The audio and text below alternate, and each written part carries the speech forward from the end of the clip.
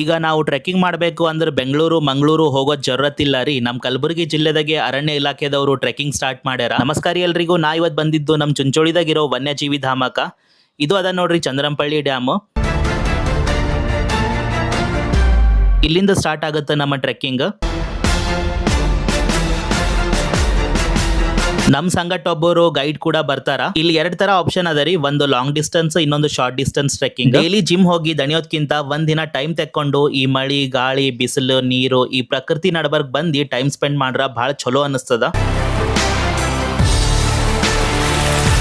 Full pure air ಸಿಗ್ತದ ರೀ ಉಸಿರಾಡ್ಲಕ ಈ ಫಾರೆಸ್ಟ್ ದಾಗ. ಟಿಕೆಟ್ ಹೆಂಗ್ ಬುಕ್ ಮಾಡ್ಬೇಕು ಮತ್ ನೋಡ್ಲಕ್ ಏನೇನ್ ಸಿಗ್ತದ ಅಂತ ಆಸಕ್ತಿ ಇದ್ರ ಕಂಪ್ಲೀಟ್ ವಿಡಿಯೋ ನನ್ನ ಯೂಟ್ಯೂಬ್ ಚಾನಲ್ ದಾಗ ಇರ್ತದ.